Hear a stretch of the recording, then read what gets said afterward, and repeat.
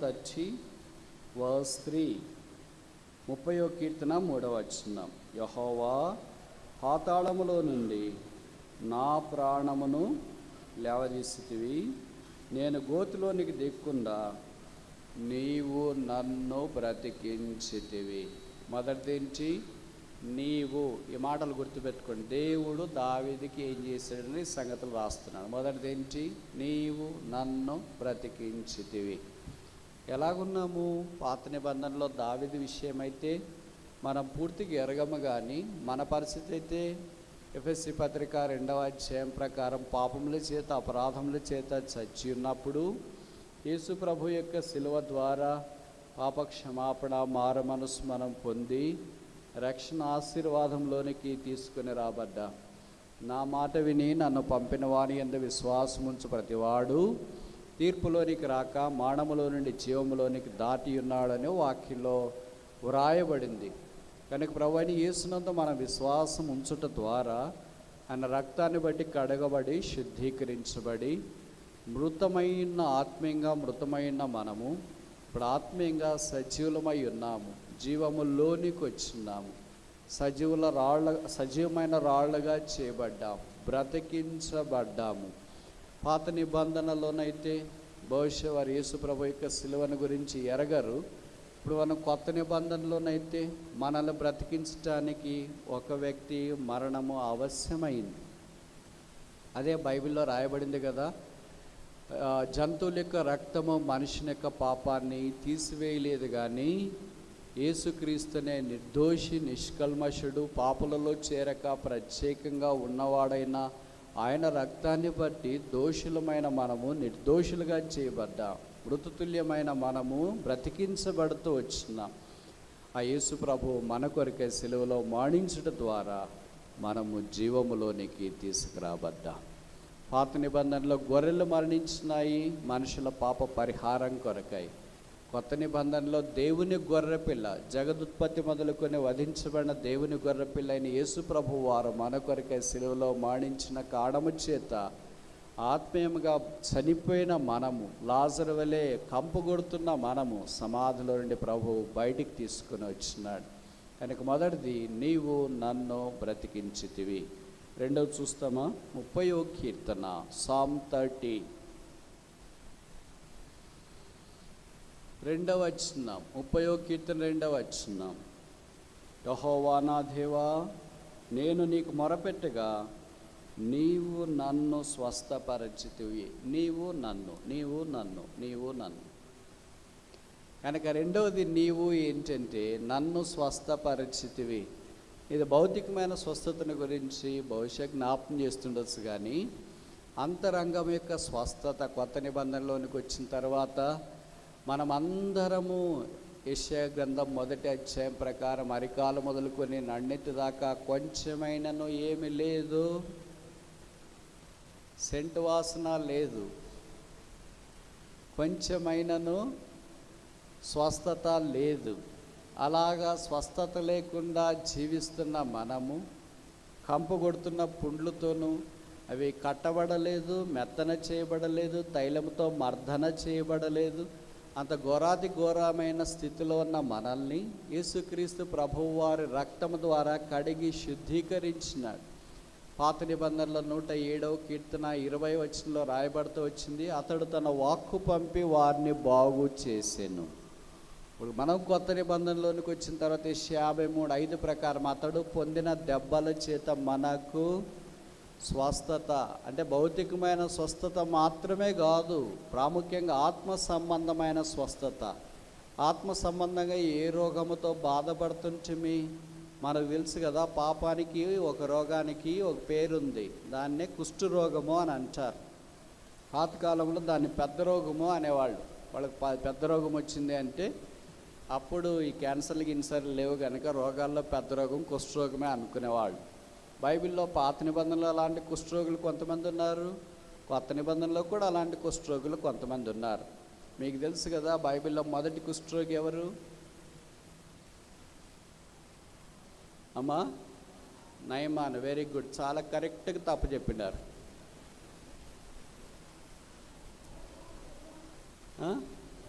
Very good, ఇంకా కరెక్ట్గా తప్పు చెప్పినారు.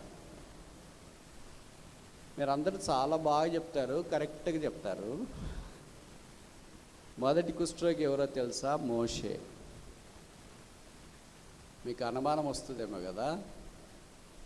నిర్గమకాండంలో దేవుడు మోషేని పిలిచినప్పుడు నీ చేయి చాపుకో, ఒకసారి నీ రొమ్మ దగ్గర పెట్టుకో అని అన్నాడు. ఏమైంది? అది కుష్ఠు వచ్చింది. దాని తర్వాత బయటికి తీసినాడు. మరలా తీసుకుంటే దేవుడు స్వస్థత అనుగ్రహించినాడు. ఎందుకు దేవుడు మోషే కుష్ఠు పంపించినాడు? మోషే మన మాదిరి సింపుల్ టైప్ కాదు, దారిని పోయేదా కాదు, అందవిహీనుడు కాదు. మోషేని గురించి అపోస్తుల కార్యంలో మొదట డీకెన్స్ ఉన్నారు కదా, వారిలో మంచి సాక్ష్యం కలిగిన మొదటి హతసాక్షి డీకెన్స్లో పేరు స్టెఫెన్. ఆయన ప్రసంగం చేసేటప్పుడు ఇలాగన్నాడు 7వ అధ్యాయంలో, మన పితరుడైన అబ్రహామునకు మహిమగల దేవుడు ప్రత్యక్షమై మెసొపొతేమియాలో నుండి బయటికి తీసుకుని వచ్చినాడని అబ్రహాముతో ప్రసంగాన్ని ఆరంభించి మోషే దగ్గరికి వచ్చిన తర్వాత ఆయన చెప్పిన మాట ఏమో తెలుసా? మోషే దివ్య సుందరుడు. మామూలు మనం అంత ఇంత కొద్దిగా సుందరంగా ఉంటేనే ఎవరు లేనంత యాక్షన్ చేస్తూ ఉంటాం. బాలీవుడ్డా, టాలీవుడ్డా, ఏ వుడ్డా అనుకుంటా ఉంటాం. ఏ వుడ్ లేకుండా ఇక్కడే ఉండిపోతుంటాం. కానీ కొంతమంది చెప్తుంటారు, మీరు బాగున్నారు కానీ కొద్దిగా హైట్ ఉంటే అబ్బా అంటూ ఉంటారు. మీరు బాగున్నారు కానీ కొద్దిగా పొట్టుకున్నారు, లేకపోతే పలవరుస బాగలేదు, నడక బాగలేదు, ఇవన్నీ కొద్దిగా సెట్ అయితే మాత్రం సూపర్గా ఉంటారు మీరు అంటారు. ఇంకా కొంతమంది చెప్తారు, మీరు బాగున్నారు కానీ కొద్దిగా లావుగున్నారు, తల పట్టుకున్నారు. ఇలాగ రకరకాలుగా మనకుంటాయి. కానీ మోషే అలా కాదు. సుందరుడు అనేదే ఒక అడ్జెక్టివ్, విశేషణము. మోషేకు బైబిల్లో పరిశుద్ధాత్మ దేవుడు డబుల్ అబ్జెక్టివ్ వాడాడు. రెండంతల విశేషణం అంత తేలిగ్గా వాడరు, కొంతమందికి మాత్రమే వాడతారు. మీకు పరిచయమైన ఒక ఆమె తెలుసు కదా, పాత నిబంధన ఆదికాండంలో ఉంది. ఆమె పేరు రిబ్కా. ఆమెను గురించి వర్ణిస్తూ పరిశుద్ధాత్మ దేవుడు అన్నాడు, రిబ్కా, తెలుగు ఎవరికి రాదు, అంత ఇంగ్లీషేనా, మిక్కిలి చక్కనిది. చక్కనిది అంటే సరిపోద్ది, అది ఒకే అడ్జెక్టివ్ కదా, ఒకే విశేషణం కదా. డబుల్ విశేషణం ఏంటి? మిక్కిలి చక్కనిది.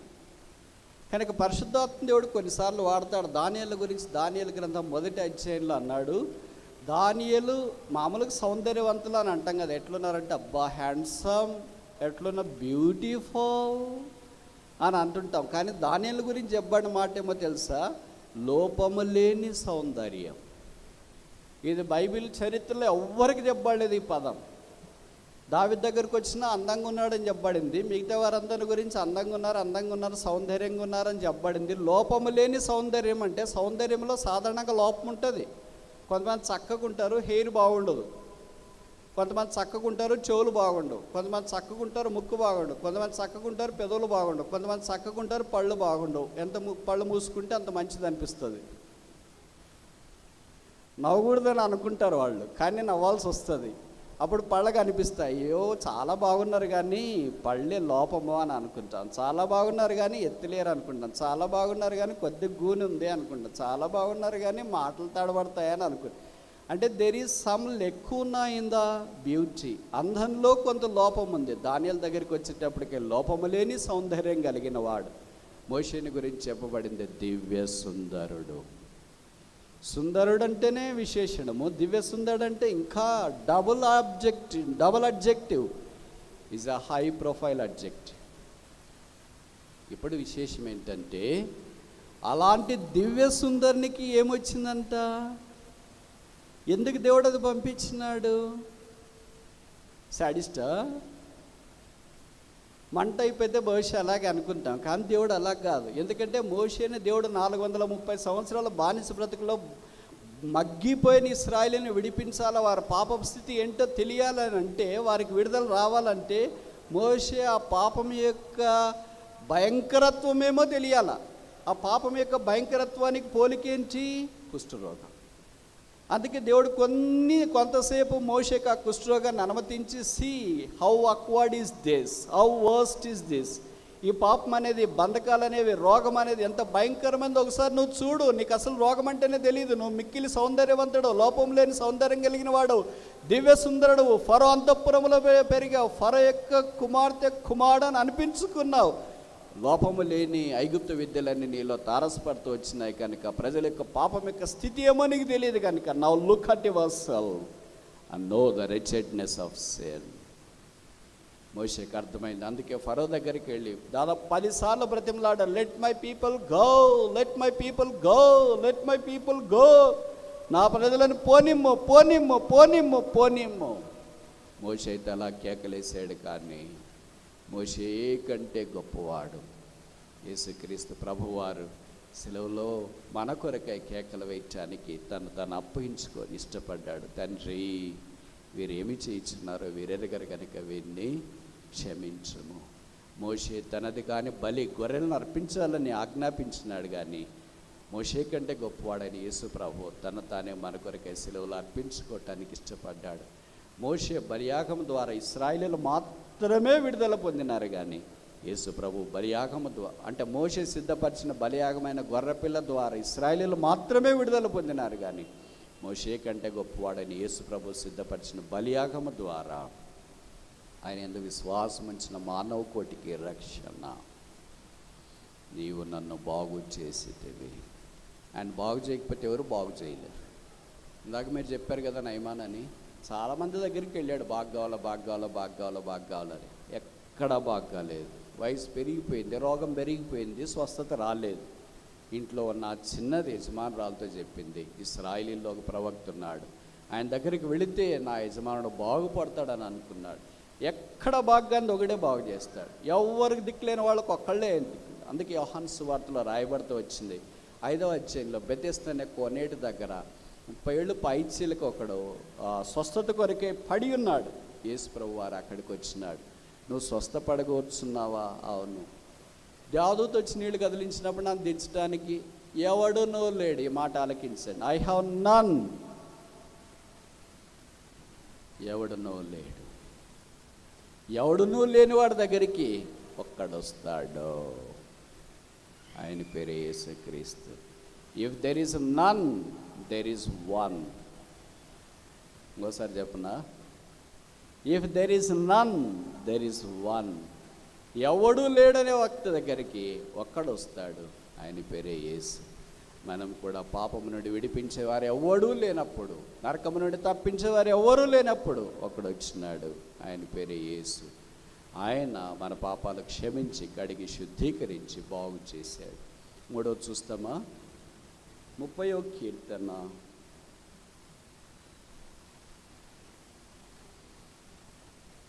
1వ వచనం. 30వ కీర్తన 1వ వచనం. యెహోవా నా శత్రువులు నా విషయమై సంతోషింపనీయక నీవు నన్ను ఉద్ధరించి ఉన్నావు. All past tense. ఇవన్నీ జరిగినవి, జరగబోయేవి కాదు. మొదటిది ఏంటి? నీవు నన్ను బ్రతికించి ఉన్నావు. రెండవది ఏంటి? నీవు నన్ను నీవు నేను. There is no third person. Third person ఉంటే ప్రాబ్లం వస్తుంది. ఆ థర్డ్ పర్సనే సాతాండు. ఆదాము వాళ్ళు ఇద్దరే ఉంటే బాగానే ఉంటుంది. మధ్యలో పానకలో పొడక మాదిరి వచ్చేస్తున్నాడు ఎక్కడికి వెళ్ళినా. ఆయన పేరే సాతాండు. నీవు ప్రభువు, మనము ప్రభువు ఉంటే ఈ 3వ వ్యక్తి రావడానికి అవకాశం ఉండదు. కానీ 3వ వ్యక్తి ఖచ్చితంగా జొరబడ్డానికే ప్రయత్నం చేస్తాడు. నీవు నన్ను బ్రతికించి ఉన్నావు, నీవు నన్ను స్వస్థపరిచి ఉన్నావు. 3వది నీవు నన్ను ఉద్ధరించి ఉన్నావు. ఉద్ధరించుట అంటే డిఫెండింగ్, సహాయం చేయుట. 20వ కీర్తనలో రాయబడింది, యాకోబు దేవుని నామము నిన్ను ఉద్ధరించునుగాక. The name of the God of Jacob shall defend thee. యాకోబు దేవుని నామం ఉద్ధరించునుగాక.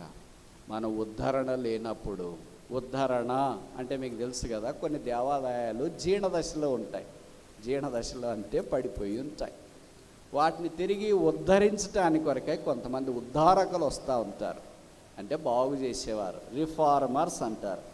అలాగే మనం కూడా జీర్ణ దశలో ఉన్నప్పుడు, అంటే అవసాన దశలో ఉన్నప్పుడు, పడిపోయి ఉన్నప్పుడు, కష్టకాలంలో ఉన్నప్పుడు, లేవలేని పరిస్థితిలో ఉన్నప్పుడు, కురింగిపోయినప్పుడు, డస్సిపోయినప్పుడు, సూలిపోయినప్పుడు, సహాయం చేసేవారు లేనప్పుడు, చేయబట్టుకునేవారు లేనప్పుడు, కన్నీళ్ళు తుడిచేవారు లేనప్పుడు, గాయాలు కట్టేవారు లేనప్పుడు, ధైర్యపరిచేవారు లేనప్పుడు, ప్రోత్సహించేవారు లేనప్పుడు, వెన్నదట్టేవారు లేనప్పుడు, ఆదుకునేవారు లేనప్పుడు, అనాథులమైనప్పుడు ఒకడొచ్చినాడు.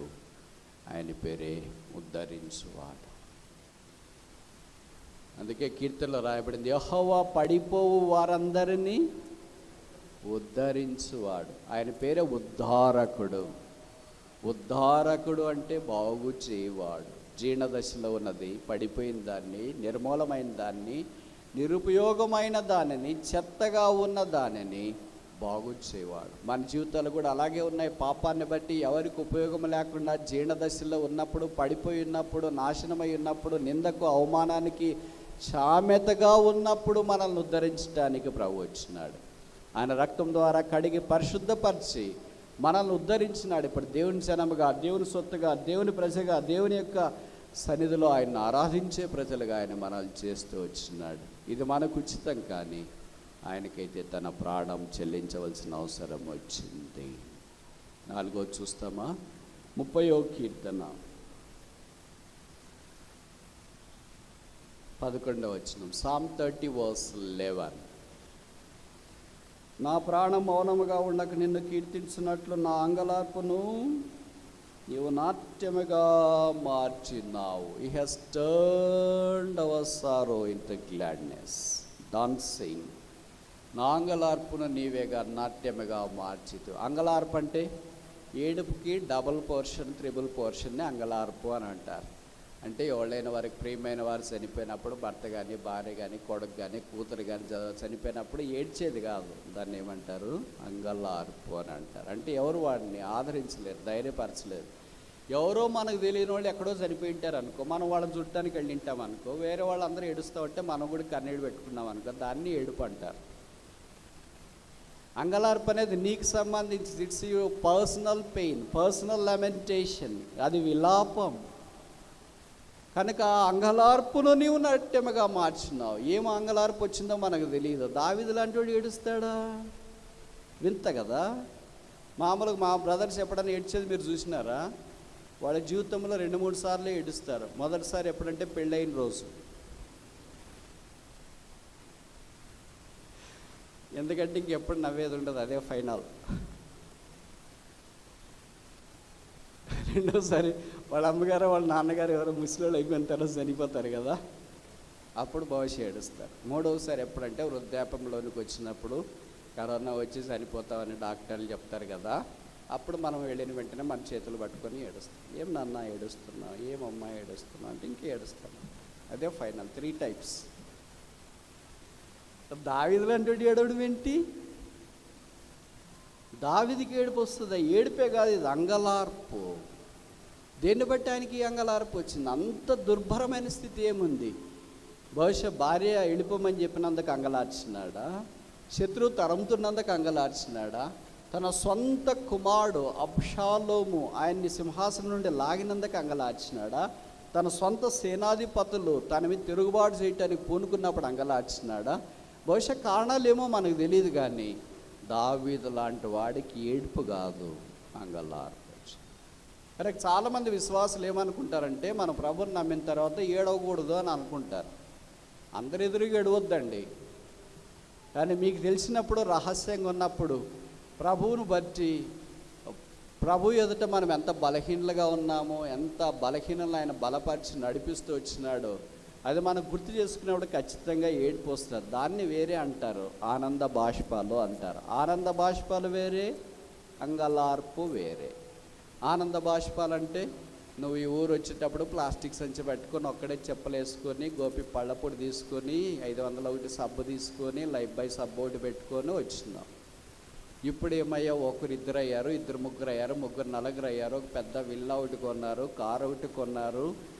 అంత ఇప్పుడు లక్షల డాలర్లు ఎట్లా వస్తున్నాయో, డబ్బులు ఎక్కడ పోతున్నాయో కూడా తెలియదు. అప్పుడు జ్ఞాపకం చేసుకున్నప్పుడు ఇదే ఊరిలోకి ప్లాస్టిక్ సంచి పెట్టుకొని, గోపి పళ్ళపొడి పెట్టుకొని, 501 సబ్బు పెట్టుకొని ఇలాగొచ్చినాను. ఇప్పుడు సంచి ఎగిరిపోయింది, కారు వచ్చింది, చెప్పులు ఎగిరిపోయినాయి, షూ వచ్చింది, టైటాన్ వాచ్ ఎగిరిపోయింది, యాపిల్ వచ్చింది, కొరికింది. అప్పుడు నిజంగా ఆత్మీయంగా ప్రభుకి దగ్గర ఉంటే, ప్రభు నన్ను ఇలాగ మార్చేసేవేంటి, నేనే నమ్మలేకపోతున్నాను, దానికి వచ్చేవి ఆనంద బాష్పాలు. అంగలార్పు అంటే ఇబ్బందులను బట్టి, పోరాటాన్ని బట్టి కలిగేది. దావీదు లాంటి వాడు అంగలార్చినాడంటే ఎంత విలాపం వచ్చిందో ఆయనకి. మన జీవితంలో కూడా అనేక సార్లు మనం అంగలార్చినప్పుడు, బాధపడినప్పుడు, ఏడ్చినప్పుడు, కృంగినప్పుడు మన కన్నీరు తుడవటానికి ఆయన మన దగ్గరికి వచ్చి బాగు చేసినాడు. 5వది ఆఖరిది 30వ కీర్తన, Psalm 30, 30వ కీర్తన.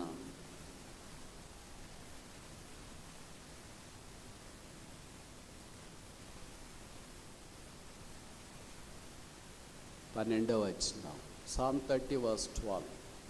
నీవు నా గోనె పట్ట విడిపించి సంతోష వస్త్రము ధరింపజేసి ఉన్నావు.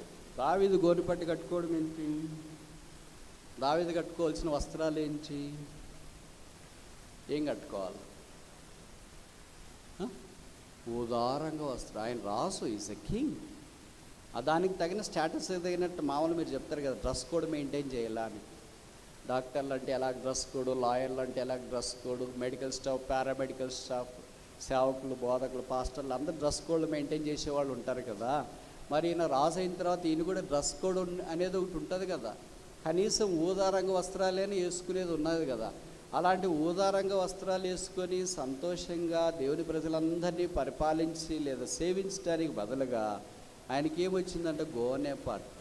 గోనె పట్ట వాళ్ళు ఎప్పుడు కట్టుకునే వాళ్ళు అంటే చాలా దుఃఖంగా ఉన్నప్పుడు, కష్టాలు వచ్చినప్పుడు. మీకు తెలుసు కదా, యోనా దినాల్లో యోనా వెళ్ళి ప్రకటించినాడు, ఇంకా 40 రోజుల్లోనా మీరంతా డాష్ అవుతారని. అప్పుడు బైబిల్లో రాయబడింది, రాజు మొదలుకొని సామాన్యుల దాకా సింహాసనం వదిలేసి గోనె పట్టు కట్టుకుని వాళ్ళు అంగలారుస్తూ వచ్చినారు. కనుక గోనె పట్టు అనేది it's a emblem of deep sorrow. దుఃఖానికి, వేదనకు, బాధకు, కృంగుదలకు అది సూచన. ఇప్పుడు దాన్ని తీసేసి సంతోష వస్త్రము, గార్మెంట్ ఆఫ్ గ్లాడ్నెస్. యేసుప్రభు యందు సంతోషం. అందుకే యేసుప్రభు ఈ భూమి మీద పుట్టిన వెంటనే లూకా సువార్త 2:10 మనం చూస్తాం, ఇదిగో ప్రజలందరికీ కలగబోవు మహా సంతోషకరమైన వర్తమానం, దావీదు పట్టణమందు నేడు రక్షకుడు మీ కొరకు పుట్టినాడు. లూకా 1:17 అతడు పుట్టినందున అనేకులకు సంతోషం. అతడంటే అక్కడ బాప్తిస్మం ఇచ్చి యోహాను.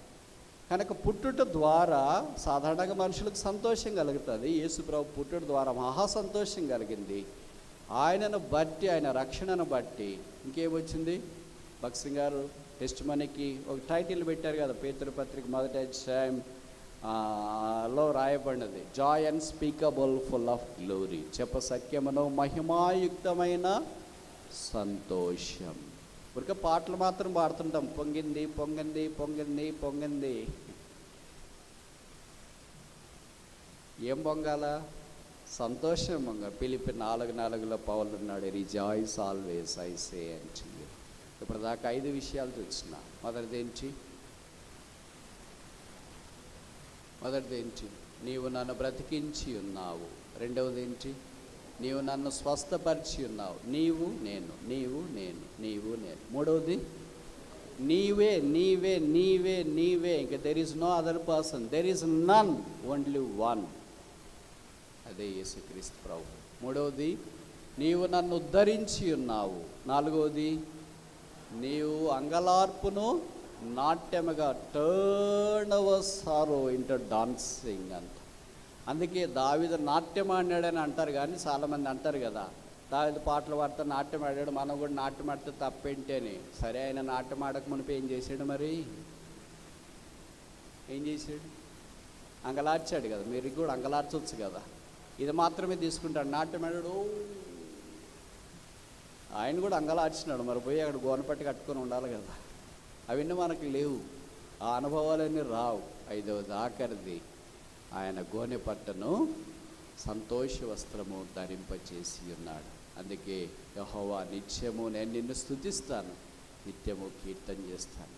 పాత నిబంధనలో యేసుప్రభు యొక్క శిలువ వారికి అక్షరానుసారంగా తెలియకపోయినా, యేసు రక్తం వారికి అక్షరానుసారంగా తెలియకపోయినా, యేసు మాన భూస్థాపన పునరుత్థానాలు అక్షరానుసారంగా తెలియకపోయినా, వారింత యేసును లేదా దేవుణ్ణి ఆరాధించగలిగితే, కొత్త నిబంధనలో మనకు యేసు ప్రభు అంటే అక్షరం కాదు, ఆత్మలో తెలుసు. ఆత్మ మాత్రమే కాదు, అనుభవంలో తెలుసు. ఆయన పుట్టుక, ఆయన జీవన శైలి, ఆయన సిలువ, ఆయన మరణము, ఆయన భూస్థాపన, ఆయన పునరుత్థానము, అన్నీ ఎరిగిన వారము. యేసుప్రభు యొక్క రక్త శక్తి దుర్బలమైన మనకంటే ఎవరికి బాగా తెలుసు? యేసుప్రభు యొక్క శిలువ ప్రభావము పాపలమైన మనకంటే ఎవరికి బాగా తెలుసు? యేసుక్రీస్తు ప్రభు యొక్క ప్రేమ ఘోర పాపలమైన మనకంటే ఎవరికి బాగా తెలుసు? ఘోర పాపిని మహాప్రేమ చేత ప్రేమించిన యేసు సింహాసనం మీదట సాగిలపడి, పావనడా మా రక్షణ కొరకే స్తోత్రం అని విమోచించబడిన ఆత్మ తమ ఆరాధనల సింహాసనం మీద ఆ రక్షకుని ఆశీర్వదించి ఎదురుగాక.